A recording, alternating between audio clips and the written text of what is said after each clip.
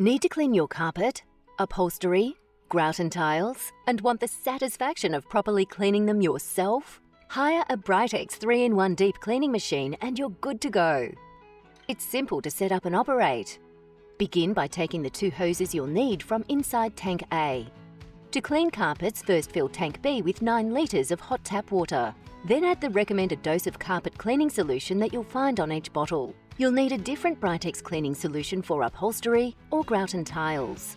Now connect the brass end of the thin hose to the connection point under the switches.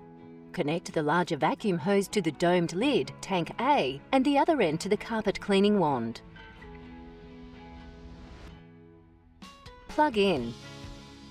Turn both the vacuum and pump buttons on. Now release water by holding down the trigger on the wand while moving it slowly over the carpet once. Then release the trigger and vacuum over the same area 3 times. You'll leave your carpet clean and refreshed, your upholstery clean, your tiles sparkling.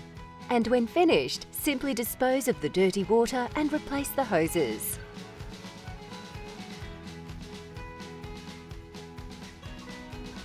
It's the only way to get that Britex clean feeling. Job done right. Job done Britex.